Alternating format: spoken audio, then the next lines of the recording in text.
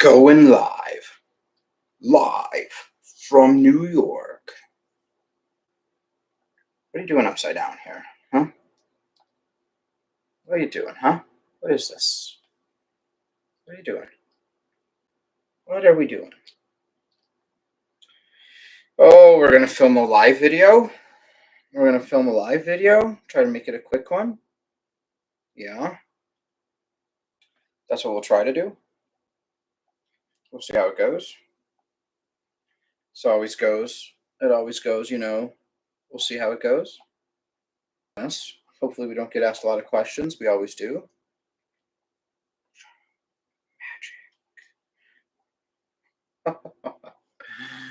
Oh my gosh. 9 a.m. on the nose. That means we're booting in, Nagini. We are booting in. You shed so nicely. Would have been nice if you could have come to the reptile show, but I didn't want to stress you out. Good morning. Look at that. Here come people. Oh boy, they're coming. They're already coming. How am I supposed to drink my coffee now? What have we done here? Great.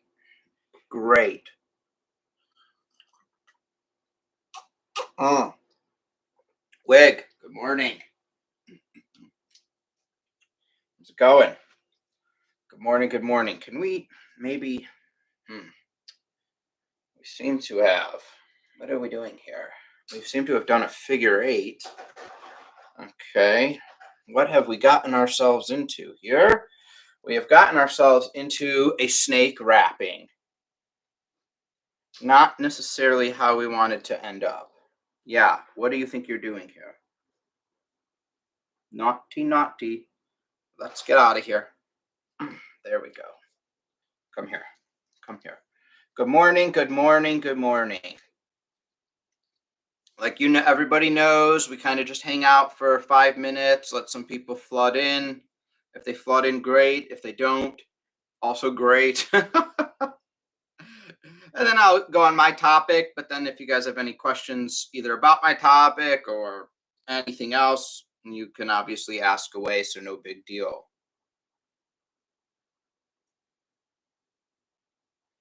All right, we'll answer that question, but not yet. It's a good question though.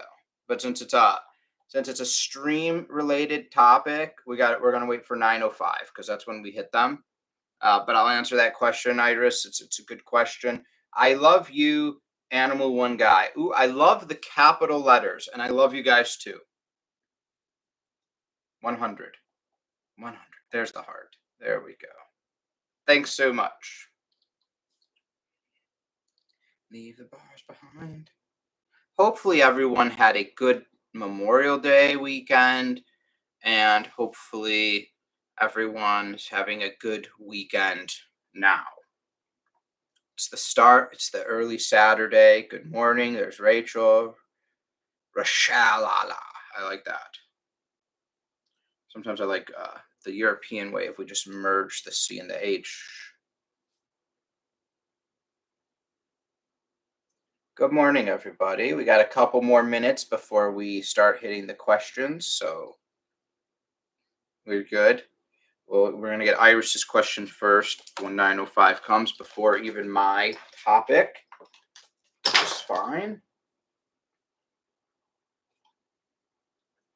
Yeah, hopefully you guys like these live streams. I like doing them. I do like answering questions directly, and I do like having conversations back and forth on some, reptile related topics. I think that helps, having an open discussion. It's better than just me making a video and getting thousands of comments and some aren't answered and some are answered. I really like this because also perhaps I answer your question, but then that leads to a follow-up question, etc. So, it's nice to do. We got about a minute. Here before we start answering. What are you going to do about that? What are you going to do about that?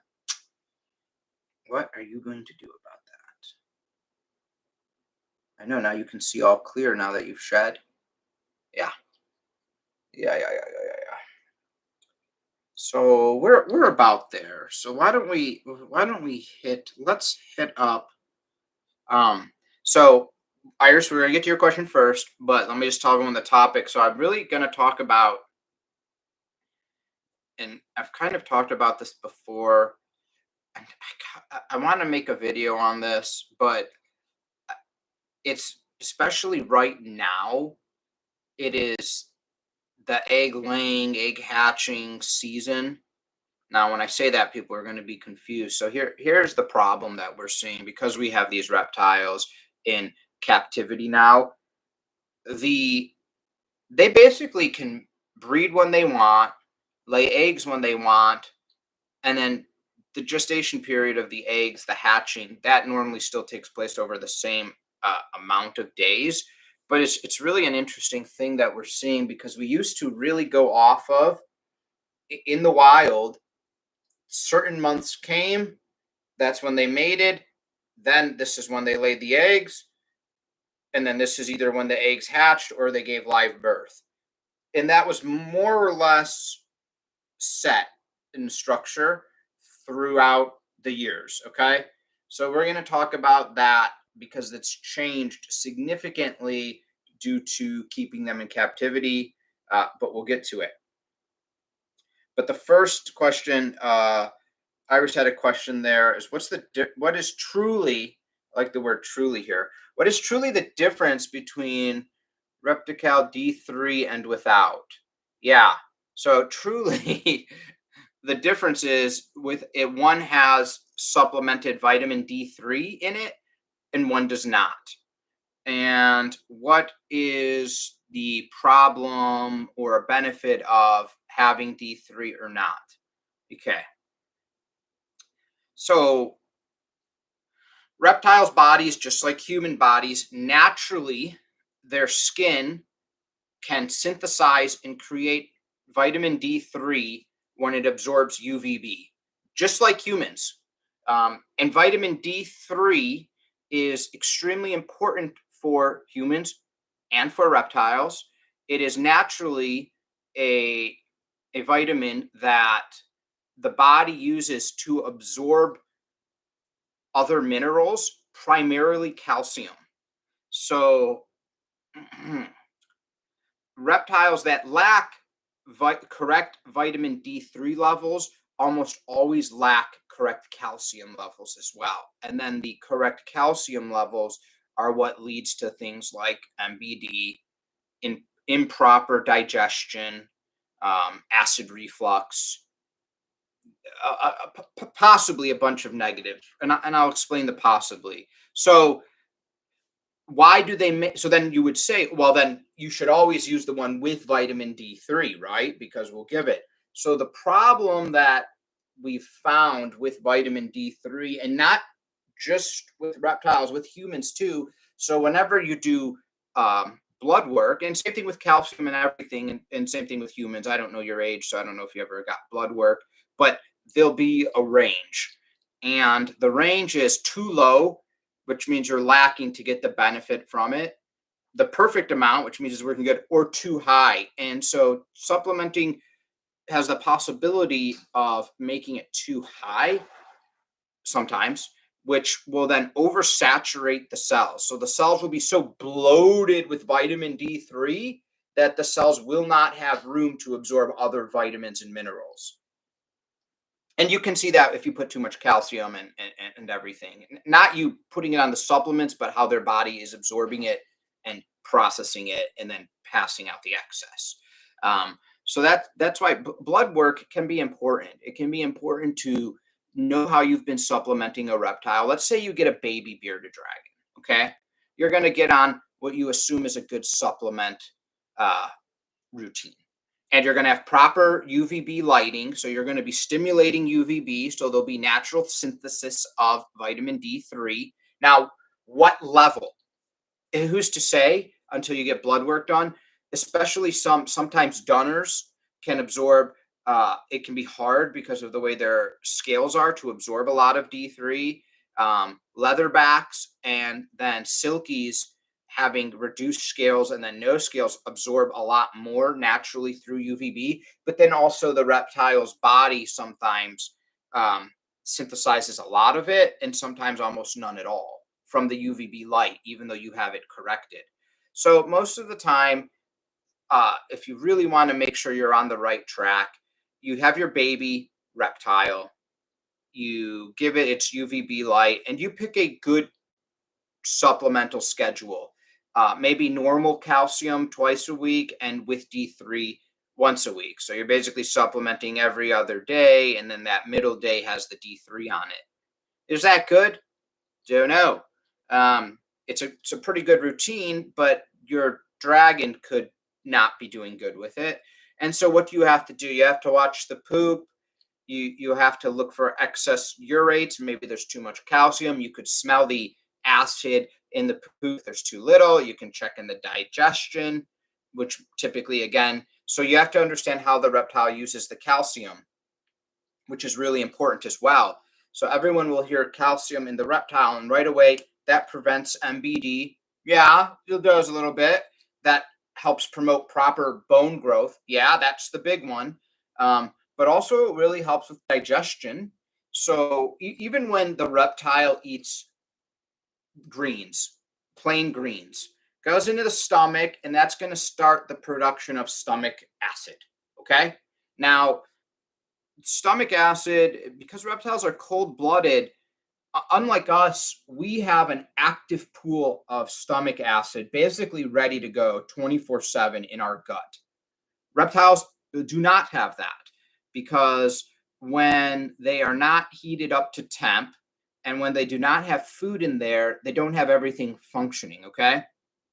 So when they get food into their gut, immediately their gut starts throwing in digestive acids, right? We have to break down that food.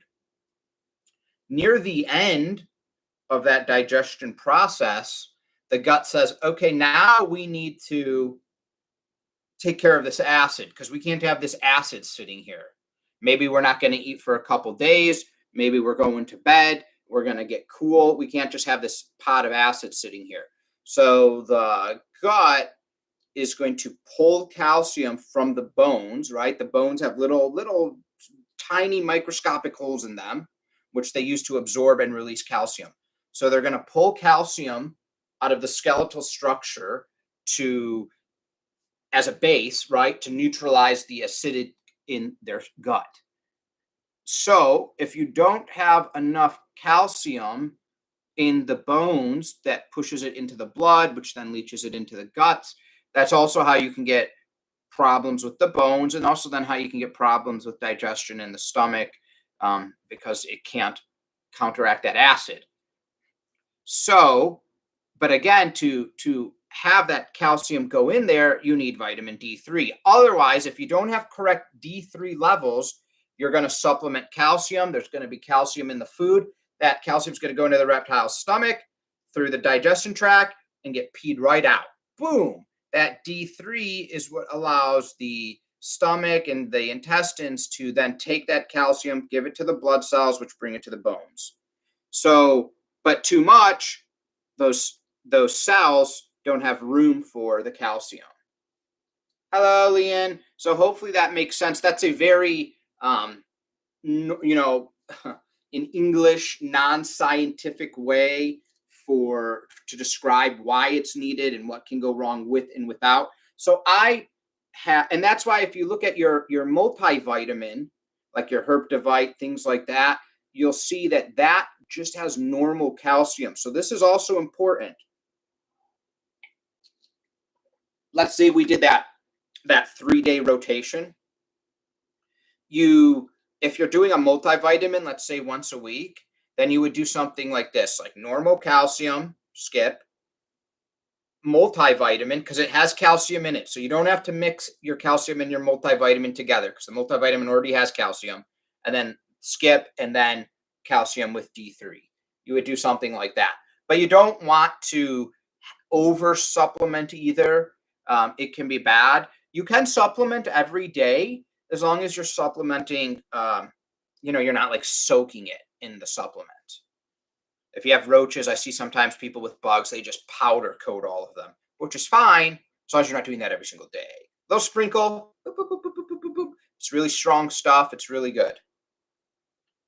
I helicopter my bearded dragon, but thank you for the blower. Yeah, so normally this is what, so Iris, normally if you have a baby, normally you would get blood work around 2 years old because now they're going into adulthood. And this just lets you see if you've been doing everything perfect and if everything is going good internally, because they're going to be able to see it's a good quick screening for any organ problems. It's a good quick screening to say, oh, look, we have some low calcium levels or low D3 levels. And then you're going to say, well, wait a second, I'm supplementing and I'm supplementing normally. Now, maybe you've now learned early. This is a success to giving a very healthy, long living reptile. You've now learned early that your reptile has a problem absorbing the right amount. So the amount you're giving, either they're going to give like a stratalus to help the absorption go up, or they're going to tell you to give more or more frequently. You'd have no way of doing that. Without blood work, you have no way of knowing what you're doing is right. You don't need to get blood work every 6 months. You don't even need to get it every year. Every year is not bad. But if you get it at 2 years in, you'll know that you're on the right course. You'll know that everything is doing good, or you'll know those adjustments you'll have to make. I tell people, get your blood work at 2 years, because then if everything is good, you have a baseline. Let's say in year 3, and then I recommend at year 5. Okay. But let's say your reptile gets sick in year 3 or year 4, or maybe year 5. You were planning to do your first blood work at year 5. Now your reptile is sick 5 years old. It has no baseline from when it was healthy. So they can't look at, say, hey, when it was 2, its calcium was perfect. Now it's 4 years old and it's acting really sick and its calcium number is all over the place, but you didn't change anything. Now you know something is going. Otherwise, they're going to take it at 4 and say, well, generally we compare it to these numbers for all these random dragons, but it's better to have the correct baseline for your reptile. So it's nice and simple. You kind of sound like the sausage guy. I don't know who that guy is, so I don't know if that's good or bad. But so yeah, so blood work is really important. Especially if you have a reptile that can live to an old age, bearded dragon, 2 decades, and is known to have health issues. Sorry, bearded dragons are known to have health issues, especially as they get older. But a lot of those can be prevented beforehand for knowing you're on the right track.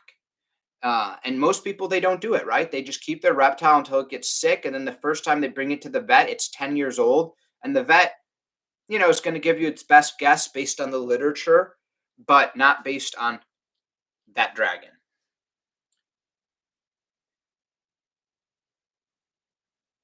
Yeah, so there's some like normal supplementing. So like for instance, I live in Michigan.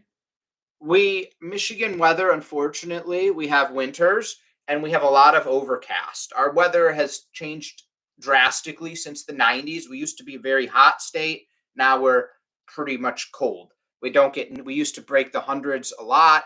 Now we get high 80s. Our state has cooled rapidly in the last decade and a half, which is great for me. But because of that, we have low sunlight, and then also people are working inside. So in Michigan, it's recommended at I think 6 months of age that the state health that you start supplementing vitamin D3. 5,000 IU a day, I think 5 and under, and then 10,000 basically through adulthood.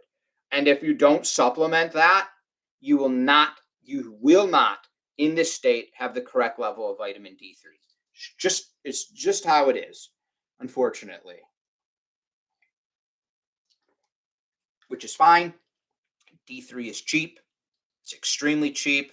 So, like $10 is almost a year's worth of supplements. So it's just nothing. I'm a bit late. Who's that precious creature? Oh, this is Nagini. I think I rescued her in 2019, 2018, 2019. She's a normal ball python, and she's a sweetheart. She is a sweetheart.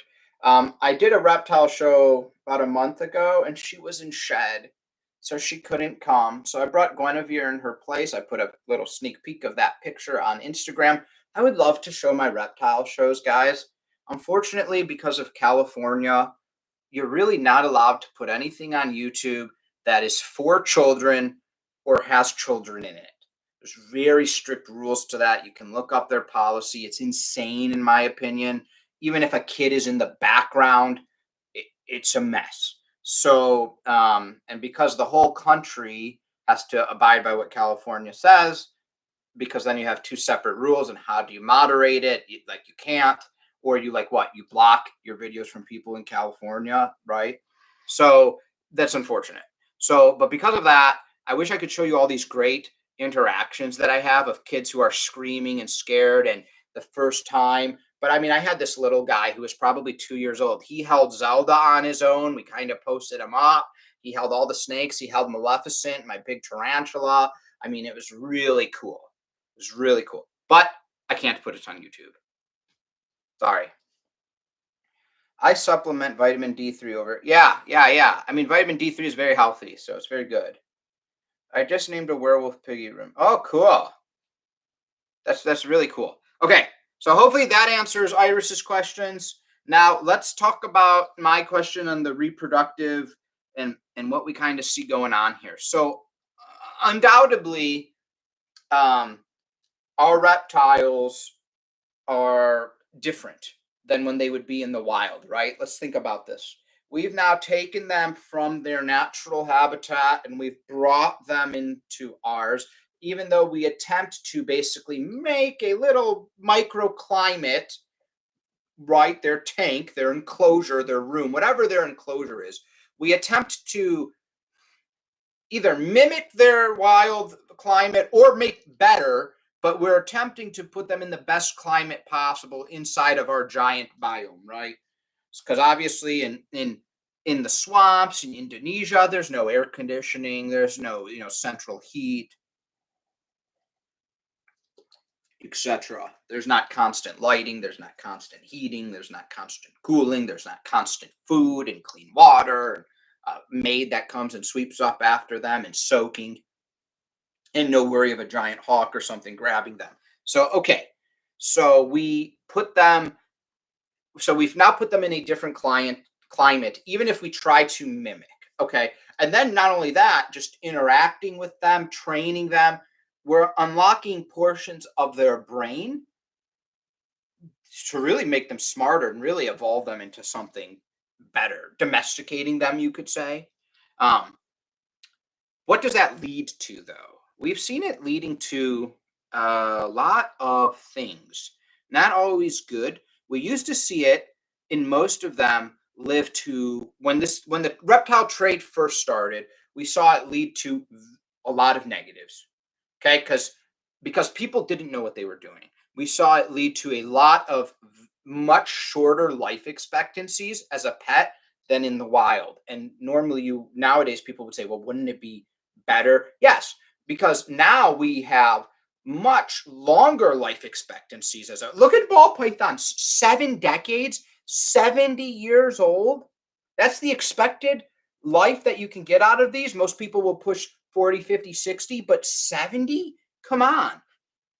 And that's only getting longer. I wouldn't be surprised in 50 years if the expected life of a ball python is 100 years old. Think about that. Not in the wild, as a pet. So,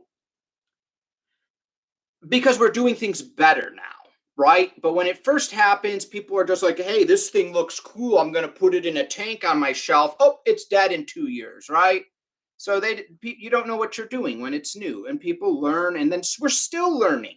We're absolutely still learning and still improving, and even our supplements are getting better. The way that, and if you think about it, if you're buying your rats, the rats that you're buying are typically beefed up. They're fed really good food rather than some starving field mouse in the forest this thing might eat, right? You're eating a rat that was fed premium food, is super healthy and loaded with vitamins and nutrition, and then the animal's eating it.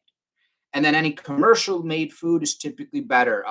For my lizards that eat bugs, I have a dubia roach colony. I'm feeding them. I'm feeding those dubia roaches great food, and I'm cleaning their enclosure weekly and clean water, and that's what they're getting, not some bug that's eating poop that then the reptile eats, right?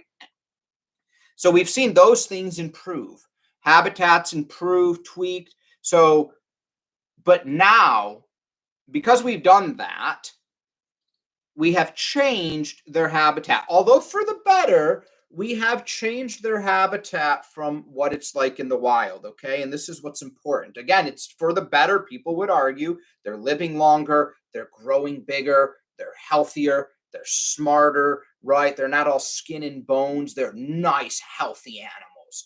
Deep breaths, beautiful lung sounds, beautiful, strong heartbeats, blood work that's perfect. But that's not what it's like in the wild. And so then when we compare for reproductivity from what happens in the wild, now we're seeing changes, and this is most of the time a negative, and I'll explain why. But not a purposeful negative, almost a byproduct of being too healthy when it comes to females, when it comes to reptiles. Okay, so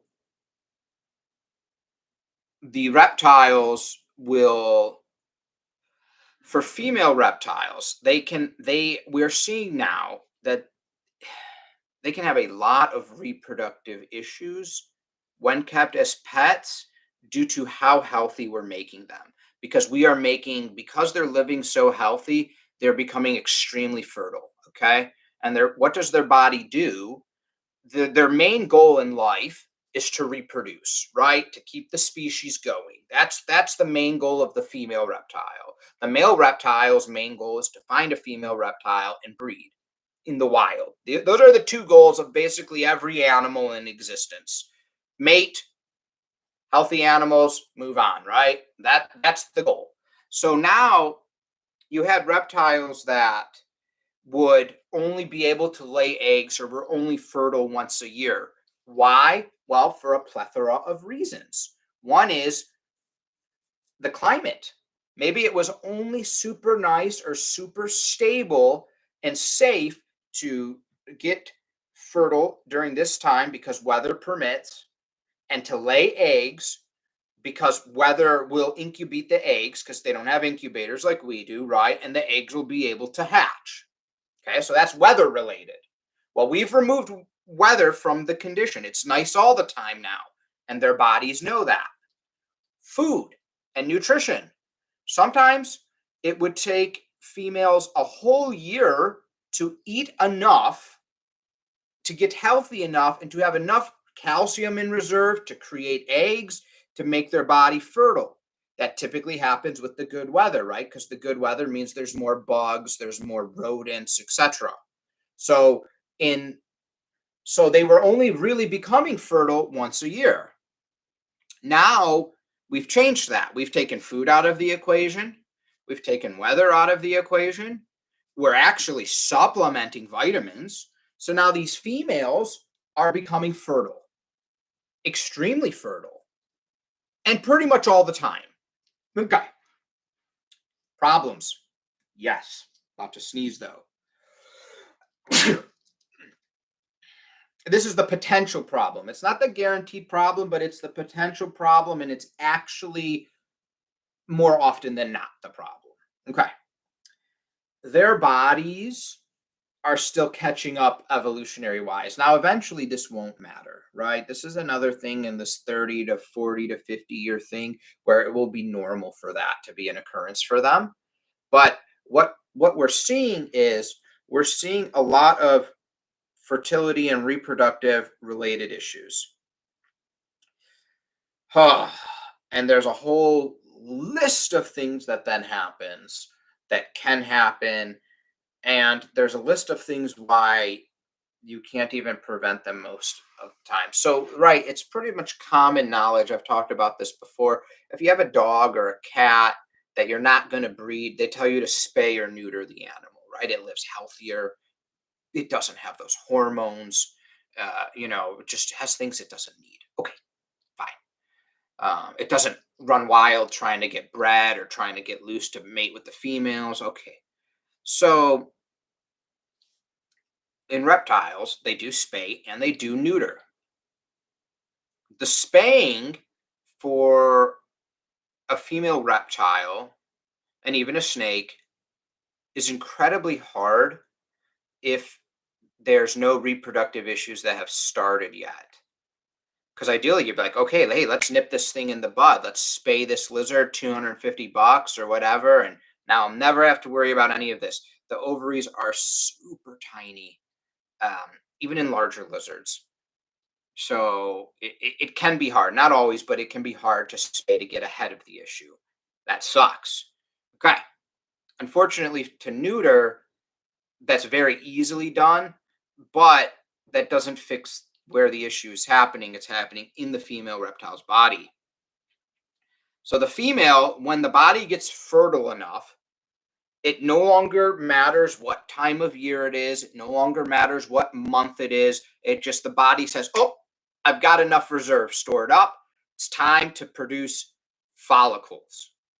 And that's step one. So the ovaries extend, and then you basically have follicles. Think of it like, if you don't understand, if you understand, sorry. If you don't understand, so a follicle, think of it like a tree. The sapling is just coming out of the ground. It's not a tree yet, but it's just breaking through the soil. That's where it is. So all these little follicles, bam, they get lined up. I mean, a ball python can have 40, 50 follicles. Lots. They're small, there's lots. Now, they're not eggs yet, and so people will misinterpret. So now the follicles are there. Now, if there is no male involved, then the body's hormones, now the body must decide. If there's a male involved, that typically helps promote this next step. If there's no male involved, this next step can still occur.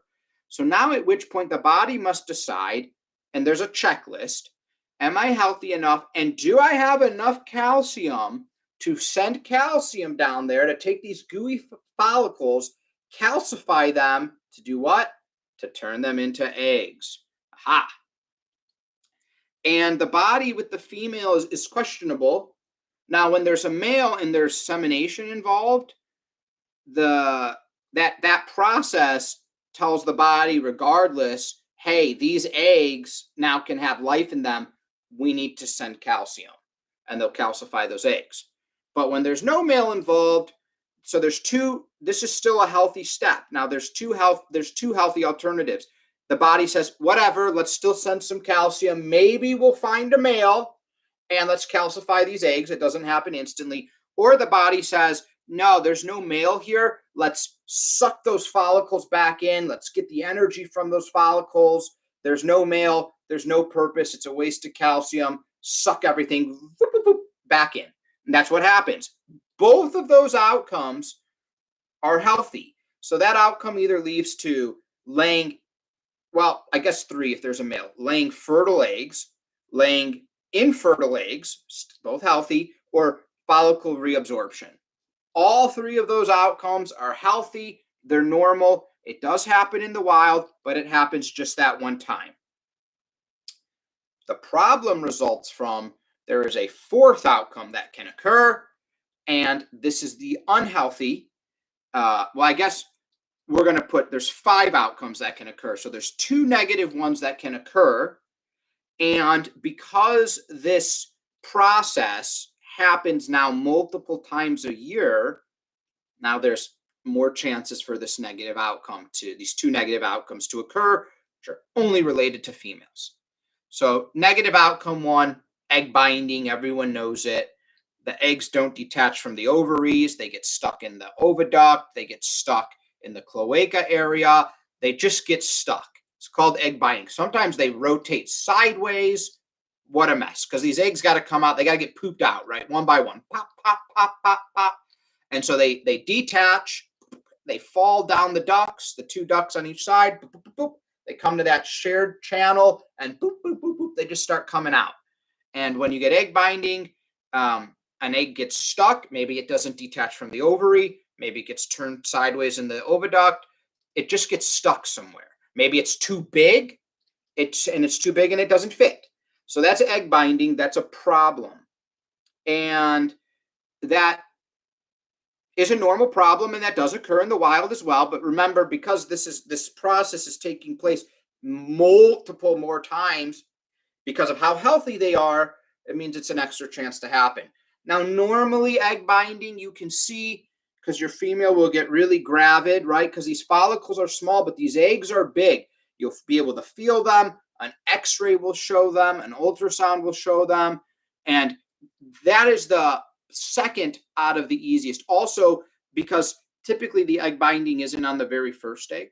So you'll see like, oh, this thing has laid one egg or two eggs. Well, bearded dragons, for instance, they can lay 20 eggs. If you see one egg, it's very abnormal. There's a possibility, but if you see one egg, I'd wait a couple days. And if no other eggs come, I'd have them x-rayed. Now, it's possible they lay the eggs and the bearded dragon eats her own eggs. Very possible. Normal as well and healthy. So, but you need to know what to look for, right? A reptile laying one egg. Now, it's possible that they had all these follicles and they reabsorbed all but the one. The one turned into an infertile egg and was laid. That's a possibility. It's rare, but it's a possibility. So, okay, so you have the egg binding issue. We've heard about it.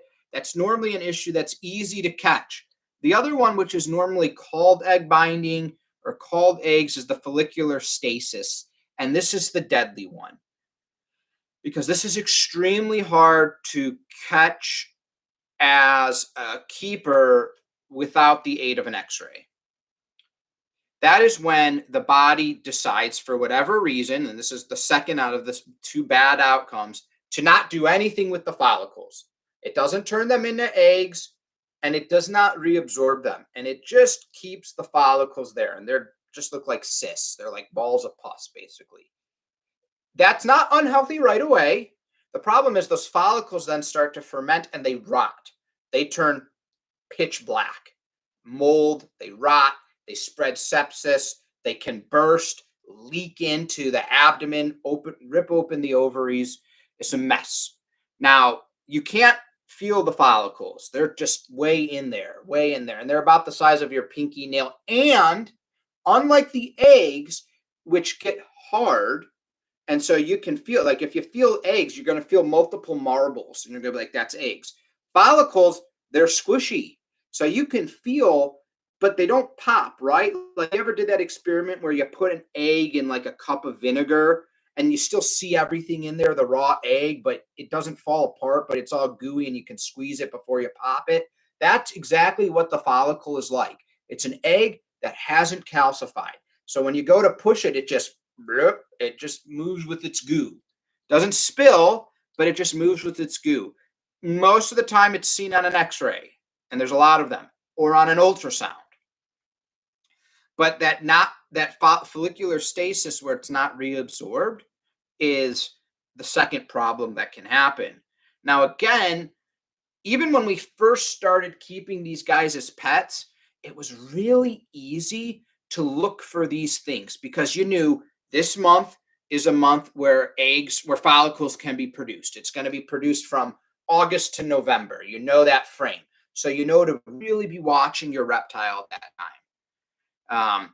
And then you're like, and if it was there, then you knew that eggs would come on this day, right? So you knew they could become fertile, and then this many days after, in December and in January, the eggs would lay. That's all over the place now because they can be in a constant state of fertility almost because of how good of care we're taking them. I think that's something that evolutionary wise will get corrected. But that doesn't happen overnight. So that's a negative side effect of how well we keep, especially female reptiles. Lizards tend to have the most problems with this. Snakes, not as bad. Snakes are still kind of close to what they are in the wild. Lizards are all over the place. Lizards can lay eggs any month of the year. If you're breeding your lizards, especially if you're keeping them together, they can lay any type of the year. You can have babies at any type of the year. It's because if you look online, rock iguanas hatch between these months. They're hatching in September, they're hatching in December, they're any month, any time of the year.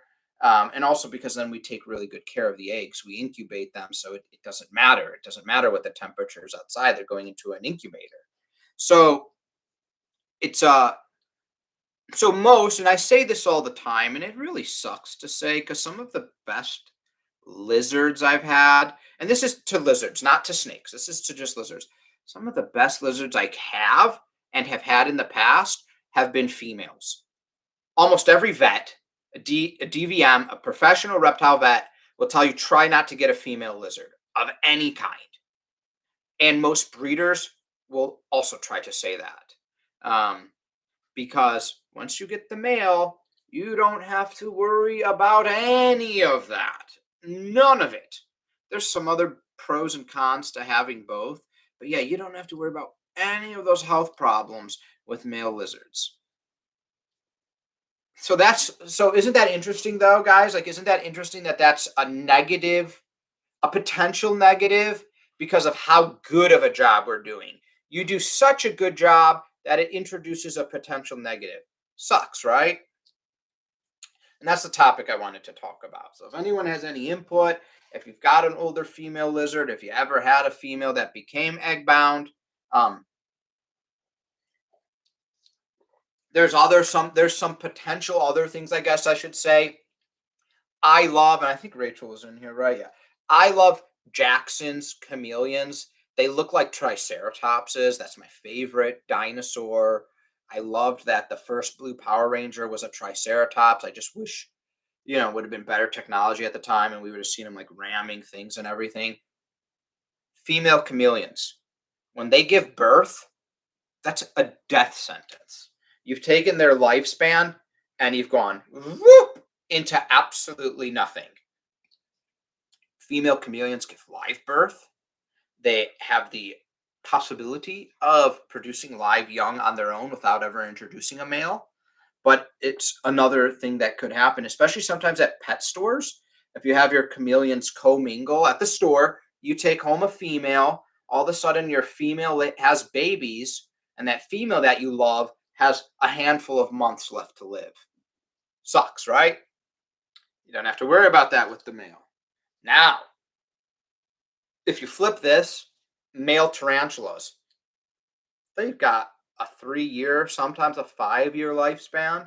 Female tarantulas are in the decades, right? So female snakes typically are more passive.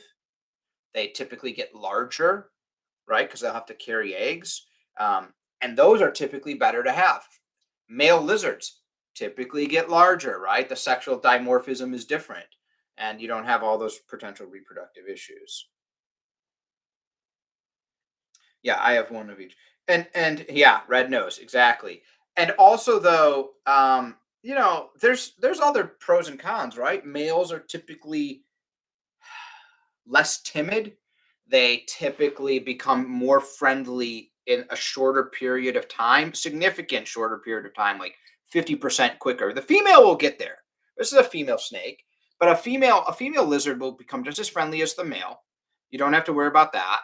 Um, and the males will go through puberty.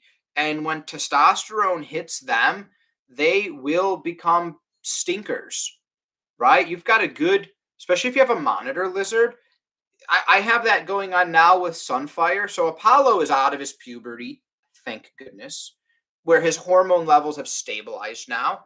Sunfire, my precious baby bearded, my precious baby Savannah monitor, he literally just turned 1 year old last week. If you guys don't know, a week ago today is the anniversary of when Simba died. So, and then if you remember, after that, I got Sunfire, but he was 2 weeks old. So he was my buddy. Sunfire sleeps on me. We spend time watching TV. He's now 1 in a couple weeks. Okay. And he huffs a little bit. He shakes his head, that head twitch for the dominance. I've seen he's pushed out his hemipenes multiple times to kind of claim his territory. That's all normal. He's hit that puberty. His hormones are rushing to him. He's got super dilated eyes. those hormone levels will stabilize and everything will go back to normal. But you need to be aware that that happens, right? So it's a those are things that everyone needs to be aware of, right? So like that's the plus. The females that doesn't happen to. Now the females just have like a 50-50 chance if they'll die or not. The males just become buttholes for, depends, 2 to 6 months, let's say. And still good, especially if you keep him nice and full. He eats more, then he just lays there, fat, and I just pet him. But he still has his big eyes. But I know that will go away. I know his hormones will stabilize. It's very normal. It happens to all of them. Right? Much like a male human, right? You're like a little kid, you're a boy, and you're like, ew, girls are gross, cooties. I want nothing to do with them. Then you hit puberty and you're like, whoa, girls. Awesome. Same exact thing. All right. That's my little educational. Is there any hormone suppression options? So that's a good question. Not like that, but yes, they have neutered male lizards that you're not going to breed to prevent the hormones. Much like dogs, though, if you neuter too late, then it does end it quicker, but that's already ticked, right? The process has already started. So you could start it sooner. The problem is, though, again, this is the one of the downside of the benefits of what we're doing. They hit sexual maturity so young now that they're so small still because we're doing such a good job with their food and their vitamins and everything. So they just hit sexual maturity so when they're so small that it's sometimes hard to do, even on a lizard that will eventually become big.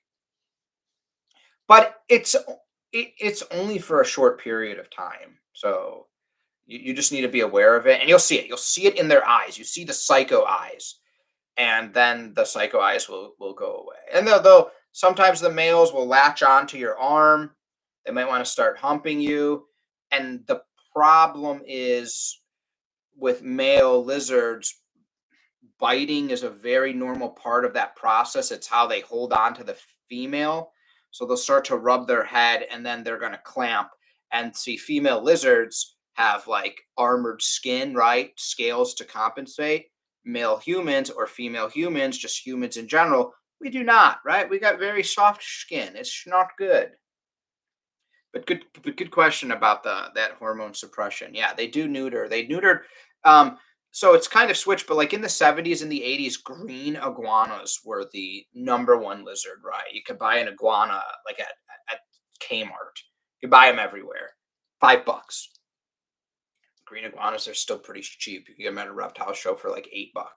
But male green iguanas become very territorial when they hit puberty and they're typically pretty big, and then they also become very territorial of their mate. Male iguanas will imprint on their keeper, their human keeper, and will want to protect them and don't like other people, etc., and get super excited being by them. So they did a lot of neutering of iguanas, and it was good results for when they caught it early, but when they waited after, it was more hit or miss.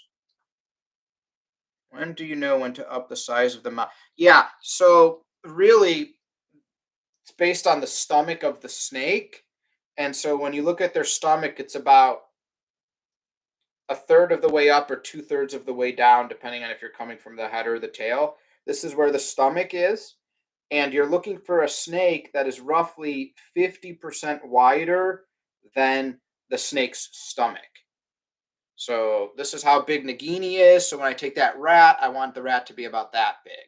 And that's how you judge it. The size, they're pretty much all the same length when you go into like medium or small and stuff like that. But sometimes there's not a good fit for that, right? Because your snake is random and you got to feed them two of whatever they were eating. All right. Any last questions? Otherwise, I'm going to wrap this up here. I'm watching my rabbit just eat, and his food is just going everywhere after I vacuumed. Amazing. I like that question though, Wig, about the hormone suppression. That's really good. So hopefully this was a really educational one. Like I say about my channel, I do try to do some more fun, lighthearted videos, but I really try to make it more educational. I know I always say that. So I'm not the most popular reptile YouTuber because I don't run around scaring people with my snakes. I've seen this guy on Instagram. He's probably on TikTok too. He goes into like Walmart. You guys have probably seen him. I think it's a black dude. And he'd be like, "Do you want to hold my snake?" And he'll have his ball python all balled up in his hand. And he'll scare people. But most of the time, the people freak out. They hit his hand, and his live snake goes flying and hits the wall or hits the floor. It's like animal cruelty, right? Like there's nothing to protect it. I don't know if you guys have seen it. It's really sad. I don't do that, right? Like I try to really respect the animal and then be educational because people have questions. Maybe you guys have a reptile. Maybe you guys are thinking of getting a reptile, thinking of getting another reptile. I don't use Google. I don't use other people. I use actual my interactions of decades of interacting with these. And if it's something I don't interact with, I just say I don't know who we're talking about, right, Rachel? Wink, wink. We don't need to call that channel out. But there's a lot of reptile channels that are just like go to top 10 reptiles to own. I'm gonna make this list. Oh, by the way, I've never owned that reptile. But Google says they're one of the best ones. So I'm just reading what Google told me. By the way, when I go to my reptile show, people will always talk about like snakes and why do they wrap around you, and I'll always hold people like this, and I'll be like, it's because they have an anchor point. So if your snake is healthy, you should be able to do this. Ready? 1 2 3. See how the snake didn't fall? That's very normal, because what if in the wild they were going onto a branch and that branch snapped, bam, and the snake goes down and dies? This is very important. They're not doing this to choke you. They're doing this to keep themselves safe. And then eventually what they'll do is they'll come to another point and they'll wrap with like the front half of their body, and then they'll release the back half, and the back half will catch up. It's like, when climbers say you always need to have, 3 points of contact. It's for that exact reason. So when your one hand slips, you still have your other hand in your feet. No, you do not. Yeah, I don't exploit. I do make fun videos, but I don't exploit like this. Ready? Here we go. See that? See how she didn't fall? Now she's moving. See how she's coiled herself? That's why they do what they do. Not to choke you to death, to stay safe. All right, this is the last question. I have two leopard gecko males. I have two leopard gecko, male and a female, both different types. Female has been laying good eggs, but the eggs end up going bad. This time she buried these two and they are staying good. That's good. I mean, she's laying good looking eggs, so you don't candle your eggs. You just roll with it, just because you're saying good looking. And there's a lot of good looking eggs that just aren't fertile. They're even sometimes even full size. um if you're trying to produce leopard geckos, then it's probably worth collecting the eggs, candling the eggs, seeing that they're fertile, and then incubating them correctly, because then you have like 99.9% chance of hatch. There's a lot that can go wrong in nature, which is why they lay multiple eggs. Eggs can roll. Even when she's burying them, they can roll. So now the air sac is at the bottom, and now the embryo, the baby gecko, suffocates, right? There's things that can happen. And also the egg, like I said, they can look good and not be fertile. The egg will be fertile right away. You'll candle it and you'll see veins and you'll see the air sac. That means it's fertile. And you put the air sac up, you put it on some perlite or some vermiculite, you put it at the correct temp and humidity, and you just let it roll. Okay. And not literally roll, because a lot of the times, like I said, sometimes lizards will tip the egg, and then the air is not at the top, and then the baby cannot breathe. Okay, that's it. I'm going to get going. Well, you should see red because it's just transparent. You're going to look for the veins. You're going to see red veins. If you see those veins, then you're good. If you see one solid color when you go through, that means it's empty. So that means it's not fertile, right? It just has the egg content. You're looking for the vein structure. It'll be it'll stick out. Like, sometimes people got dry red eyes with all those little veins in there. That's what you'll see. But sometimes you have to go with a leopard gecko or any gecko eggs. Sometimes the best thing to use is a cell phone flashlight. You want to go into a room that you can make like completely dark, only because those eggs are so small that when you try to blast, let's say, a bigger flashlight, there's a lot of light bleeding from the side of the egg. So you always want your light source to be smaller than the thing you're candling if possible. It makes it the easiest. And so your flash on your phone is like super tiny, right? So you can just put the egg right on it. All right, but I've got to go. Hopefully you guys enjoyed the stream. If you did, please leave a like. And then any of my videos you guys watch, the spiel, leave a like and a comment, even if it's just saying hi. Otherwise, YouTube says you don't like it and you hate it. Your lives are worth. Yeah, take care, everybody. Live once a month, last Saturday of the month. Take it easy.